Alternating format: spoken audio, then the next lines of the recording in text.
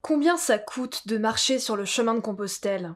De temps en temps, des personnes me posent cette question, donc je me suis dit que ce serait bien d'en faire une vidéo. Je fais partie de ces personnes qui aiment voyager, randonner, etc. avec un petit budget puisque moi-même je ne suis pas riche. Donc je fais en sorte de voyager ou de randonner avec le plus petit budget possible. Donc je vais vous parler de tout ça et vous donner un ordre, une rangée de prix pour que vous puissiez vous faire une idée si jamais vous voulez vous lancer dans l'aventure. Évidemment, plus votre voyage, votre randonnée sera longue, plus ça vous coûtera cher, c'est assez logique. Donc évidemment, je vous laisse faire les calculs selon la durée que vous choisissez pour parcourir le chemin de Compostelle. Dans un premier temps, je vais parler des infrastructures et de comment se débrouiller sur le chemin.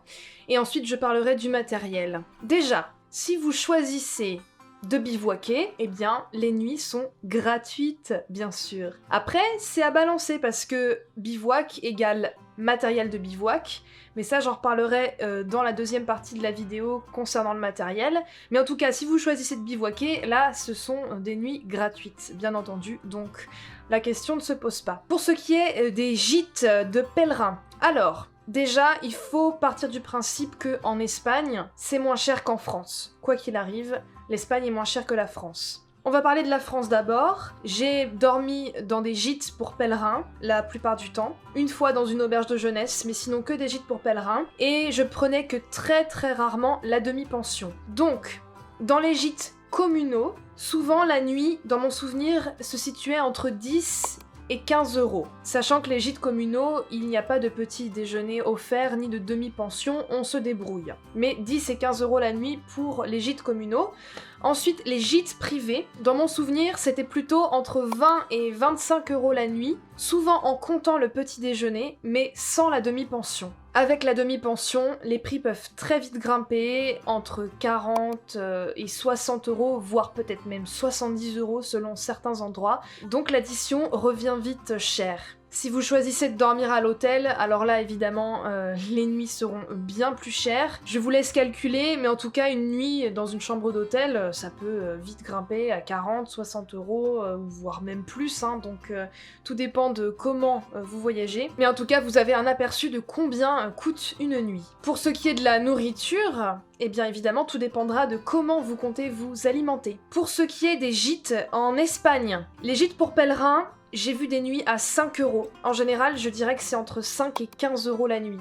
Les gîtes en Espagne ne sont pas les mêmes, ce sont souvent de très grands dortoirs, et il n'y a pas de petit déjeuner ni de demi-pension. Il faut viser les gîtes privés, et là les nuits sont un petit peu plus chères, mais ça reste moins cher qu'en France quand même. Je n'ai jamais pris la demi-pension en Espagne, donc je peux pas dire quels sont les prix, mais à mon avis c'est à peu près pareil qu'en France, peut-être un peu moins cher, mais ça reste quand même bien plus cher. En tout cas, dormir dans des dortoirs en Espagne, c'est vraiment pas cher du tout. 5 € la nuit, franchement, ça va. Évidemment, les gîtes pour pèlerins, qu'ils soient un peu plus de luxe ou des dortoirs, il y aura toujours des douches, des sanitaires, des couchettes. Donc voilà, vous pouvez compter au moins sur ces choses-là. Ensuite, le confort est variable. Mais bon, moi quand je parcours le chemin de Compostelle, c'est pas la chose qui m'importe le plus, donc c'est pas un problème. Pour ce qui est de la nourriture à présent, moi je faisais en sorte de pique-niquer au maximum. Donc en France comme en Espagne, je vais pas évidemment dire combien coûtent les choses dans les marchés, les supermarchés, etc.,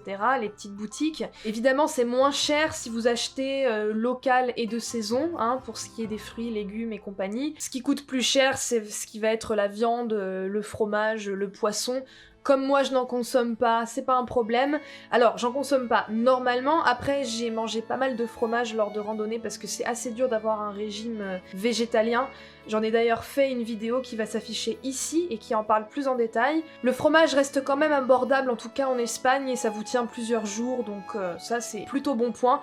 Et après mes pique-niques étaient surtout composés de pain, de crudités, fruits, fromage et du chocolat parce que j'aime bien le chocolat. Et je me contentais de ça, ça m'allait très bien. Après, évidemment, si vous aimez les produits un peu plus de luxe, ça va vous coûter plus cher. Également, si vous mangez au restaurant tous les midis, tous les soirs, ça va vous coûter bien plus cher. Alors, en Espagne, il y a ce qu'on appelle le menu pèlerin, qui comprend entrée, plat, dessert, pour vraiment pas cher, genre 10 €, c'est plutôt cool. Après, est-ce qu'il y a ça en France? Je crois que dans certains établissements, ils font des menus pèlerins, mais c'est, dans mon souvenir, beaucoup moins répandu qu'en Espagne. Mais en tout cas, vous pouvez vous en sortir pour pas trop cher avec les menus pèlerins.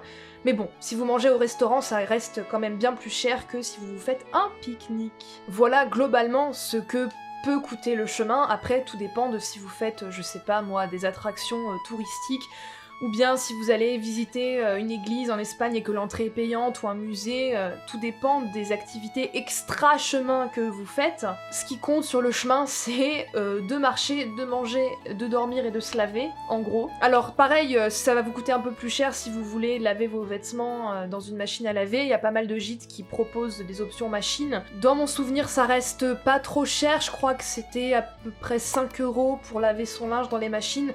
Mais moi, je le lavais à la main, et ça c'est gratuit, donc voilà. Maintenant, parlons du matériel. Admettons que vous partez de zéro complet pour ce qui est du matériel de randonnée, et que personne ne peut vous prêter du matériel ou vous en donner. Alors, commençons par le commencement, c'est-à-dire les chaussures. Les chaussures de randonnée, moi j'ai commencé mes longues randonnées avec des chaussures Quechua de base. Alors je me souviens plus combien elles ont coûté parce que je les ai depuis super longtemps. Mais en tout cas j'ai regardé sur des grandes enseignes type Decathlon, Go Sport, etc. Et les chaussures les moins chères que j'ai pu voir coûtent entre 40 et 50 €. À vous de voir évidemment, si vous n'avez vraiment pas de thunes, et ben ça suffit très largement, ça tiendra bien la route. Justement j'ai une petite aventure sur le chemin de Stevenson, c'est que ces chaussures Quechua qui m'ont quand même accompagnée pendant quelques années, et bien sous l'une de ces chaussures, la semelle s'est entièrement décollée. J'en parle dans le documentaire qui va s'afficher ici. Donc j'ai dû racheter des chaussures en urgence, et là je me suis dit bon, je vais acheter des vraiment bonnes chaussures. Elles sont de la marque Salomon si vous êtes intéressé, et je sais que c'est une bonne marque. Ces chaussures-là m'ont coûté à peu près 200 €, mais elles sont vraiment très bien.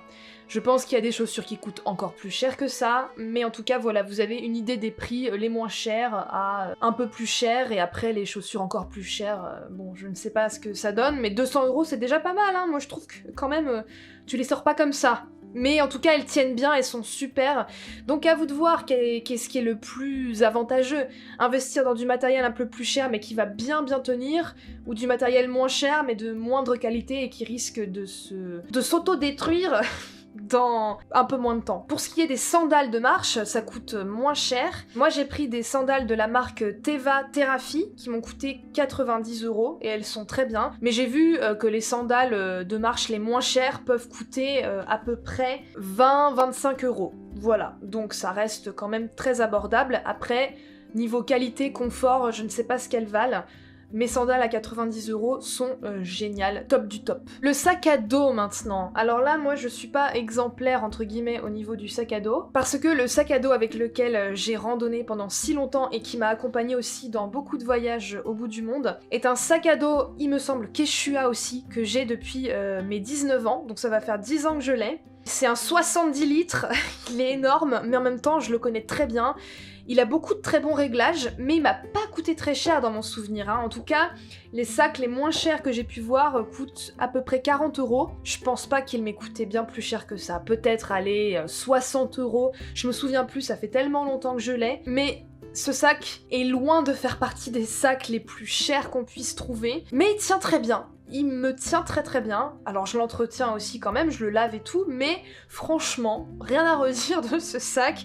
Donc voilà, parfois le bas de gamme tient très bien aussi, donc tout ça c'est à nuancer bien sûr. Dans les sacs les plus chers que j'ai pu voir, style au Vieux Campeur par exemple, hein, qui est quand même du matériel de très bonne qualité. Il y a des sacs qui peuvent atteindre les 300 €, je pense que ça peut être encore plus que ça, mais c'est déjà un tout autre budget quand même. Les bâtons de marche maintenant, c'est pareil, moi j'ai des bâtons de marche ultra basiques qui devaient coûter à peu près 20 €. Je les ai même pas achetés, c'est quelqu'un qui me les a donnés, mais c'est vraiment des bâtons de marche hyper basique. Il y a des bâtons de marche vraiment professionnels en carbone, etc. Très légers, télescopiques, pliables, tout ce que vous voulez, qui sont très techniques et qui, à mon avis, sont très bien. J'ai jamais testé de marcher avec, mais je sais qu'ils peuvent coûter jusqu'à 150 €, voire plus. Pour ce qui est de la cape de pluie, une cape de pluie basique en plastique, ça coûte moins de 10 €. Moins de 10 €. Franchement, bon, je suis pas certaine que ça dure bien et que ça protège bien de la pluie. Ma cape de pluie, je l'ai achetée au Vieux Campeur, j'en ai parlé dans une vidéo précédente déjà. Elle est géniale. Super étanchéité, vraiment au top. Et elle a dû me coûter à peu près 60 €. Il y a sans doute des capes de pluie qui coûtent plus cher, mais franchement, voilà, je pense qu'il n'y a pas besoin de mettre plus que ça. Mais elle est géniale, elle me tient bien dans le temps, elle protège super bien. Je ne peux que conseiller d'investir un peu plus dans les capes de pluie quand même. Parlons maintenant matériel de bivouac. En tout cas, le basique, je vais pas tout détailler, style réchaud et tout, là je vous laisserai trouver. Mais en tout cas, parlons simplement tente, sac de couchage, matelas. Alors, j'ai jamais bivouaqué en tente, donc je vais pas parler de la qualité des tentes, etc. Les tentes les moins chères que j'ai pu voir coûtent à peu près une centaine d'euros, un peu moins parfois. Si ce sont des tentes une personne, évidemment, elles coûteront moins cher que des tentes à plus de personnes. Et les tentes les plus chères que j'ai pu voir peuvent coûter jusqu'à 1300 €. Des tentes techniques pour camper en haute altitude, par exemple. Voilà, ça peut aller jusqu'à ces prix-là. Donc à vous de voir, entre 100 ou 1300 €, quelle est la tente qui vous convient le mieux et pourquoi, mais ça peut aller jusque là. Maintenant, les matelas. Alors moi, le matelas avec lequel je suis partie est un matelas ultra léger, technique, qui peut aussi convenir pour la haute altitude et qui isole très très bien du sol. C'est un Thermarest et il m'a coûté à peu près 200 €. Mais il est vraiment très bien, hyper léger. Donc moi je pense que ça vaut le coup d'investir dans des matelas un peu plus chers aussi. Les matelas les moins chers que j'ai pu voir, donc vraiment matelas gonflables, coûtaient à peu près 40 €. Je suis pas certaine qu'ils soient géniaux, même ne serait-ce qu'au niveau du confort, ou de l'isolation, de l'efficacité, de la résistance, etc. À vous de voir. Mais en tout cas, 40 €, 200 €, vous voyez. Enfin, pour ce qui est des sacs de couchage, le mien c'est un très basique qui était tout à fait correct. Alors pas assez chaud, je l'ai pas pris assez chaud, il y en a des plus chauds, mais il m'a coûté à peu près 40 €. Il y a des sacs de couchage qui peuvent aller jusqu'à 500 €, voire plus, si c'est en plume d'oie par exemple. Alors je sais que les plumes d'oie ça réchauffe très bien. Après moi je suis pas pour parce que c'est pas très vegan tout ça. Et puis bon, très personnellement, les plumes d'oie je suis ultra allergique, donc c'est mort pour moi. Mais en tout cas, les sacs de couchage, ça peut grimper très vite, le prix aussi, mais la qualité est également au rendez-vous, je pense, donc ça peut valoir le coup d'investir un peu plus. Mais moi, mon sac de couchage à 40 € m'a très bien convenu sur le chemin de Compostelle. Voilà, vous avez une idée de la rangée des prix, de combien ça peut coûter de marcher sur le chemin de Compostelle, donc je vous laisse faire vos calculs. En tout cas, j'espère que cette vidéo vous a aidé, vous a un peu éclairé. Si vous avez des choses à ajouter, des suggestions à faire, n'hésitez pas à écrire un commentaire en dessous de la vidéo, je me ferai un plaisir de le lire. Et ma batterie vient de rendre l'âme, donc je termine ma vidéo comme ça. Donc si vous avez aimé le contenu de cette vidéo, vous pouvez laisser un pouce en l'air qui me fait toujours plaisir, qui me fait chaud au cœur et qui m'encourage à continuer. Si vous n'êtes pas encore abonné à ma chaîne, vous pouvez cliquez sur le bouton s'abonner juste en dessous et vous pouvez activer la petite cloche pour recevoir une notification de quand une nouvelle vidéo sort. En tout cas, j'espère que vous allez bien, que vous vous portez bien et quant à moi, je vous dis à lundi prochain pour une autre vidéo.